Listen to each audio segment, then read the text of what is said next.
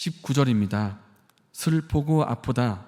내 마음속이 아프고 내 마음이 답답하여 잠잠할 수 없으니 이는 나의 심령이 나팔 소리와 전쟁의 경보를 들음이로다. 지금 선지자 예레미야에게는 큰 애통함이 있고 그래서 마음이 답답하여 견딜 수가 없을 지경입니다. 그 이유는 자기 민족 이스라엘이 겪게 될 백성의 재앙의 모습을 보고 있기 때문입니다.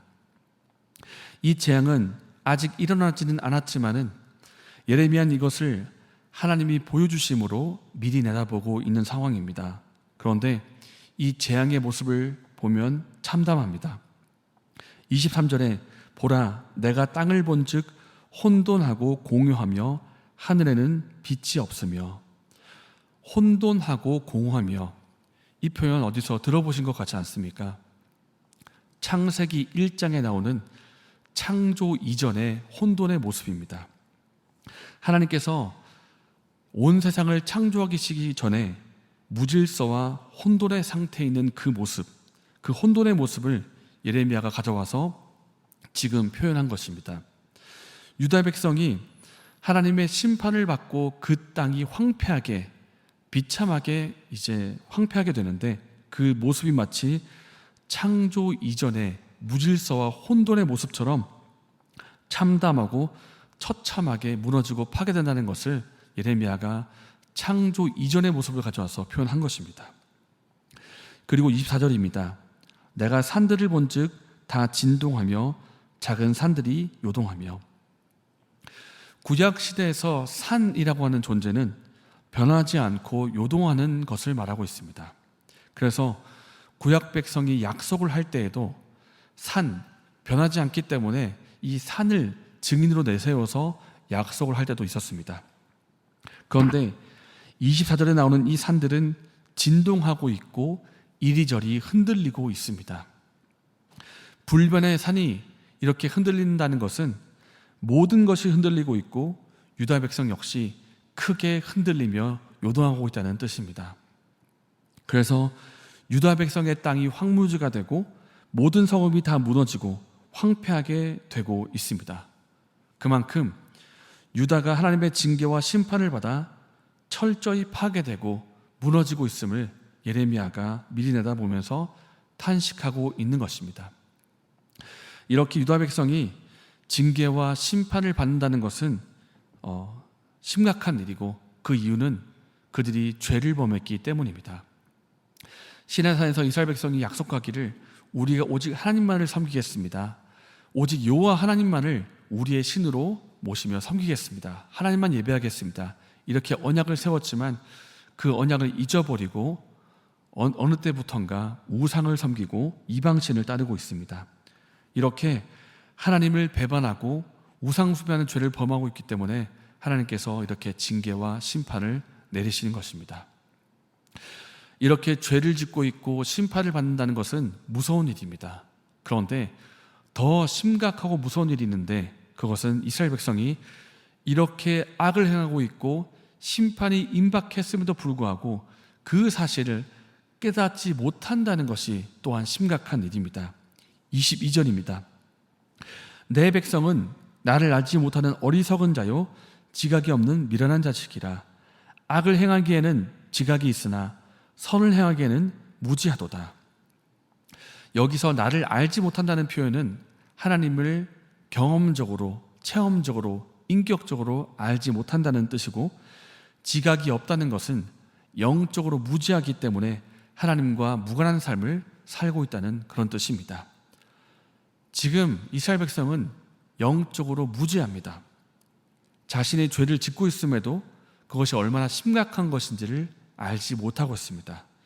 그리고 죄로 인해서 하나님의 심판이 임박했음에도 그것을 깨닫지 못하고 있고 그 심판으로 인한 결과가 얼마나 처참하고 무시무시한지도 알지 못하고 있습니다. 왜냐하면 영적으로 무지하기 때문입니다. 죄도 문제이지만 그것을 알지 못하고 깨닫지 못하는 것 또한 심각한 문제입니다. 그래서 예레미야는 임박한 진노와 심판을 보고 있는 동시에 그것을 깨닫지 못하는 백성 또한 보고 있기 때문에 이렇게 큰 애통함과 답답함을 가지고 있는 것입니다. 오늘의 말씀을 두고 우리 자신을 한번 돌아보기 원합니다. 같은 자녀라 할지라도 부모님의 마음을 알고 헤아려주는 자녀가 있는가 하면 부모님의 마음을 알지 못하고 아프게 만드는 자녀도 있습니다. 나는 아버지 하나님의 마음과 뜻을 알고 하나님의 마음을 시원하게 해드리고 있는지, 아니면 하나님과 하나님의 뜻과 무관한 삶을 살면서 하나님의 마음을 아프게 해드리고 있는지 한번 돌아보기를 원합니다. 영적인 지각을 가지고 하나님을 알고 하나님의 뜻을 알아서 하나님의 마음을 기쁘시게 해드리는 자녀가 되는 저와 여러분 되시기를 바랍니다. 또 한 가지는 중보기도에 대한 것입니다. 사실 오늘 본문에서 애통하며 슬퍼하고 울어야 될 사람이 있다면 바로 죄를 짓고 있는 이스라엘 백성들입니다. 왜냐하면 죄를 짓고 있고 그로 인해서 심판이 임박했기 때문입니다.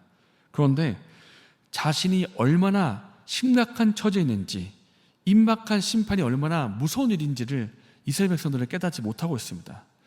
이스라엘 백성이 울지를 않으니까 누가 슬퍼하고 있냐면 28절 말씀에 땅이 슬퍼하고 있고 하늘이 슬퍼하고 있습니다. 땅이 슬퍼하고 있다, 하늘이 어두워지고 있다, 이렇게 표현되고 있습니다. 그리고 누가 슬퍼하고 있냐면 이것을 바라보고 있는 예레미야가 애통하고 있습니다. 심판이 임박한 백성의 상황을 두고 백성 스스로가 애통하지 않으니까 예레미야가 애통을 하는 것입니다. 우리가 다른 사람을 위해서 중보기도 할 수 있으면 좋겠습니다. 아직 하나님을 알지 못하는 이들을 위해서, 아직 깨닫지 못하는 일들을 위해서 그들을 정죄하고 비난하는 것이 아니라 위해서 기도하면 좋겠습니다. 이들의 처한 상황을 나의 상황으로 여기고 이들을 마음에 품고 기도하는 사람, 하나님께서 긍휼을 베풀어 주시기를 위해서 기도하는 사람, 하나님 마음을 가지고 위해서 기도할 수 있는 저와 여러분 되시기를 바랍니다. 이 시간 말씀을 생각하면서 기도하겠습니다. 하나님의 뜻을 알고 그 뜻에 순종하여 하나님의 마음을 시원하게 드리는 우리가 되게 하여 주시옵소서.